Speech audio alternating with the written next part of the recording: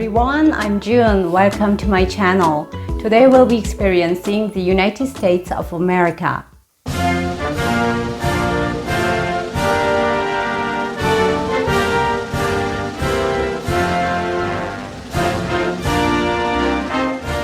The United States of America is a sovereign country in North America. It is commonly called the United States, US, or America. I was there twice in my life, and my dad was there a few times more than me. This one is the oldest souvenir I have from America. My dad bought this doll in Alaska. It depicts an Alaskan native who's wearing the typical fall clothing. Some people think that people in Alaska are Eskimos, but it's not true. The Alaska natives are indigenous people in Alaska, and they are often defined by their historic languages. A full list of the different Alaska native peoples looks like this. The modern history of Alaskan natives begins with the arrival of Europeans. Unusual for North America, it was the Russians who came from Siberia in the 18th century. Maybe this area was too far and too cold for the other Europeans. British and American traders generally did not reach this area until the 19th century. This dress was a gift my dad got from his client in Hawaii. My mom has been wearing this for 40 years, but it still looks nice, doesn't it? The weather in Hawaii must be like the opposite of the weather in Alaska. Hawaii is the only US state that is in Oceania, and that is in my bucket list. I have to go there one day. Hawaii is known as the Aloha state. Aloha is a Hawaiian word that has many meanings like welcome, hello, and goodbye.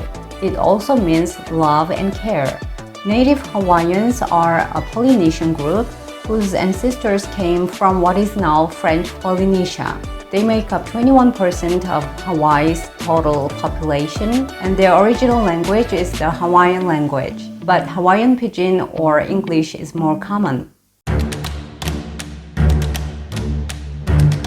My dad bought these souvenirs in Havasu Indian Reservation, which is a Native American reservation for the Havasu people, surrounded entirely by the Grand Canyon National Park. The Havasu people are an American Indian tribe who have lived in the Grand Canyon for at least the past 800 years. In 1882, the tribe was forced by the federal government to abandon all but 518 acres of its land. Throughout the 20th century, the tribe fought for the restoration of the land. In 1975, the tribe succeeded in regaining approximately 185,000 acres of their ancestral land. As a means of survival, the tribe has turned to tourism, attracting thousands of people annually to its streams and waterfalls at the Havasu Indian Reservation. This is a little tray made of leather, and this is a wallet on which you can see a picture of dancing couple. I like this picture very much. The movements of the couple and the flowers look energetic and joyful. This is an art piece named Blessing of the Land. This is the rainbow with the cloud symbol and the sun god. These three symbols represent the combination of moisture and light that brings about the rainbow, which is a blessing for all living things upon the earth. This picture is made of sands collected from the deserts and mountains of the southwestern United States. In 1991, we had a family travel to Los Angeles and San Francisco. I was 9 years old, but I still remember many things I saw and ate there. Of course, I also remember who I met. I was so happy to see my uncle, aunt, and my little cousin in LA. I can't believe I still have this. This is only one souvenir I bought in Disneyland. This is a huge pencil on which you can see three famous Disney characters: Mickey Mouse, Donald Duck, and Pluto. Visiting Disneyland was so fun. I loved Alice in Wonderland ride, Pirates of the Caribbean ride, and also the 3D movie theater. Actually, the Universal Studio was more interesting for me than Disneyland because it was different than any other amusement park I had visited before. I was so excited when we took the flying bicycle that was used for the movie E.T. Probably it was not exactly the same bicycle that was really used for the movie, but I felt like being in that movie, which I always loved. Also, the man-eating great white shark from the movie Jaws was hanging there. I didn't feel comfortable with putting my head inside the shark, but I did it because my brother did it. We visited the famous Hollywood Walk of Fame and Grauman's Chinese Theater footprints as well.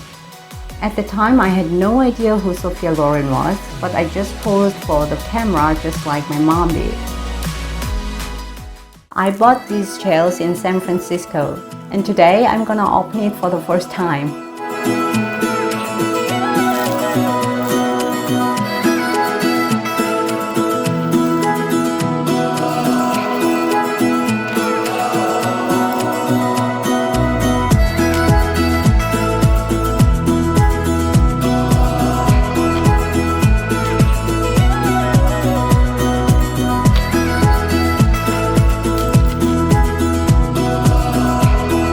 San Francisco was so beautiful. The beach was beautiful. The Golden Gate Bridge and the trams were so impressive. I also remember walking around the city admiring the colorful, pretty houses. My first impression of American food was that the portion was big. Even the crabs were a lot bigger than we had eaten in Korea. I remember eating the crabs with a mallet. Everyone had a bib and a mallet to eat a crab. Our hands got messy, but it was so delicious. Also, the pizza was so big and good, and I loved it. 14 years later, I went to the US again. This time I was alone, and I went to the East Coast, Boston. One of the interesting tourist attractions in Boston is Boston Tea Party Ships and Museum. The Boston Tea Party was a protest by American colonists against King George III's rule in America. On the night of December 16, 1773, angry Bostonians protesting a tax on goods shipped to the colonies stormed ships from England and threw the tea into the harbor. Now there are replicas of these ships where costumed historical interpreters lead visitors through that historic night, and everyone gets to dump tea into the harbor. I visited also the Beacon Hill, which is one of Boston's most beautiful neighborhoods, and I often walked along the Charles River. And of course, I visited the Harvard University too. Maybe it was because of the movies I had seen before, but I really liked the mood there. After being in Boston for 3 weeks, I went to Madison in Wisconsin. It's not a place where people commonly visit, but I went there for my study, and I still appreciate the 2 months I spent there. It was such a beautiful town.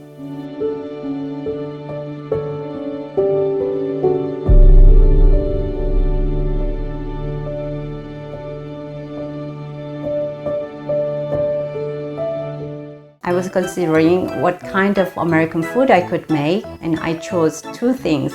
The New York style hot dog, even if I haven't visited New York, and macaroni and cheese, which is probably the national dish of the US. See you in the kitchen!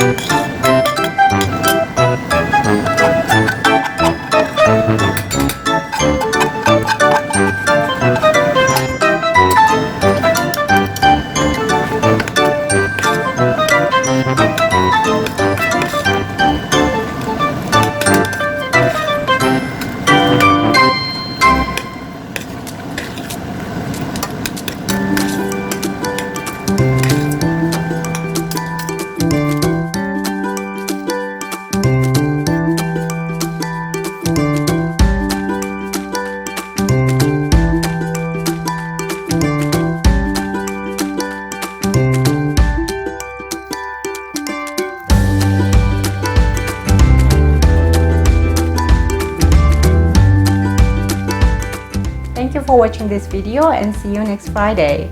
Bye!